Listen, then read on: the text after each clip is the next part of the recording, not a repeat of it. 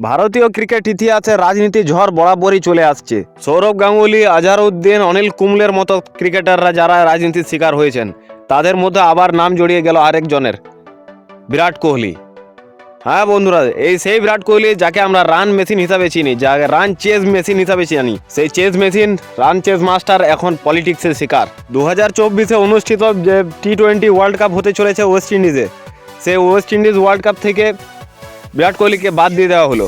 বা বিরাটের জায়গা টিমে আর হচ্ছে না, বিরাটকে জায়গা দিতে পারছে না T20 ওয়ার্ল্ড কাপ টিমে। তাই বিরাট কোহলিকে বসিয়ে দিয়ে রিঙ্কু সিং, যশস্বী জয়সওয়াল, তিলক বর্মা আর শিবম দুবের মতো প্লেয়ারদের চান্স দেওয়া হচ্ছে। বিসিসিআইয়ের তরফ থেকে এটাও ঘোষণা করা হয়েছে যে ওয়েস্ট ইন্ডিজে যেখানে ওয়ার্ল্ড কাপটি অনুষ্ঠিত হচ্ছে বা ওয়েস্ট ইন্ডিজে যেটা আবহাওয়া, সেখানে স্লো পিচ, আর স্লো পিচে বিরাট সেরকম রান করতে পারে না। তাই বিরাটের জায়গাতে কিছু উঠতি প্লেয়ার, যারা ইয়ংগেস্ট প্লেয়ার, যাদের খুব বড় ইনিংস, দুর্ধর্ষ ইনিংস ব্যাট করার ক্ষমতা আছে, তাদেরকে চান্স দেওয়া হচ্ছে।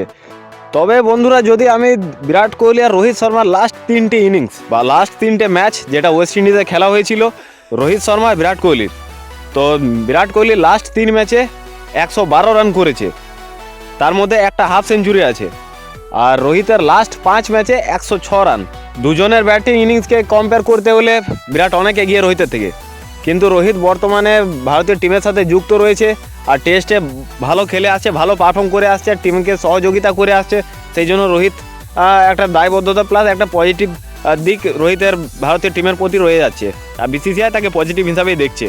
কিন্তু বিরাট কিছু পার্সোনাল ইস্যুর জন্য সে টিমের থেকে বাইরে, টিমের সঙ্গে যুক্ত নেই, যার জন্য বিসিসিআই থেকে একটু আলাদা নজরেই দেখছে আর তার নিয়েই সমালোচনা ঝড় উঠেছে।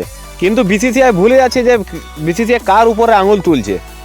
সেই বিরাট কোহলি যাকে যদি এখনও বর্তমান কন্ডিশনে যেসব ইয়ংগেস্ট প্লেয়ার যাদেরকে বলছে রিঙ্কু সিং, তিলক বর্মা, শিবম দুবে, দেবদূত পাটিকাল, এদের সঙ্গে যদি তুলনা করা হয়, এদের সাথে যদি রেস লাগানো হয়, তো বিরাট কোহলি এখনও সবাইকে হিন্দিতে যাকে বলে ধোবি পাছাড়। ফিটনেস থেকে শুরু করে ব্যাটিং পারফরম্যান্স পর্যন্ত, ফিল্ডিং এফার্ট থেকে শুরু করে সব কিছুর দিকে বিরাট ওদের থেকে সমস্ত দিক থেকে এগিয়ে। তাও বিরাটের জায়গা কেন হবে না, এই নিয়ে সমালোচনা ঝড় সোশ্যাল মিডিয়াতে প্রচুর পরিমাণে উঠেছে। ভিডিওর মাঝে বলতে হচ্ছে, যদি নতুন ভিডিও দেখে থাকো বা নতুন চ্যানেলে এসে থাকো, তাহলে নিচে সাবস্ক্রাইব বোতাম আছে, সাবস্ক্রাইব করো আর একটা লাইক দিয়ে দাও। যুক্ত থাকো এই চ্যানেলের সাথে, তোমরা এই চ্যানেলে রেগুলার ক্রিকেট রিলেটেড ভিডিও, নতুন নতুন আপডেট পেতেই থাকবে।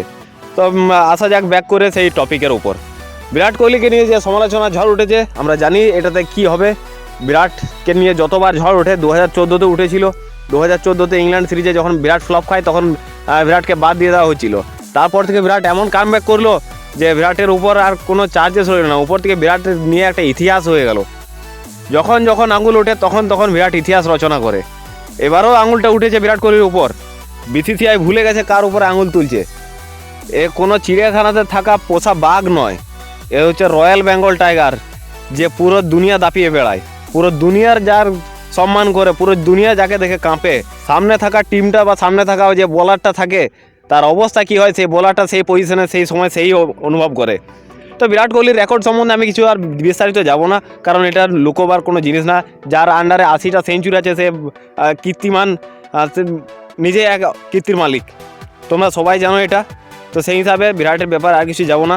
কিন্তু বাস সেই সব লোকগুলোকে আমি বলতে চাই যারা বিরাট কোহলি নিয়ে মজা উড়াচ্ছে, মায়ের বেটারা তোমরা চিন্তা করো না, ভালো কথাতে তোমাদের উদ্দেশ্যে বলছি। তোমরা যদি তোমার মাকে ভালোবেসে থাকো, তাহলে এমন কাজ করো না, সোশ্যাল মিডিয়ায় এরকম আলোচনা করো না। ভিডিও আর বিস্তারিত বড় করবো না, বাস এই পর্যন্তই আজকের ভিডিও। দেখা হবে আবার নেক্সট ভিডিওতে।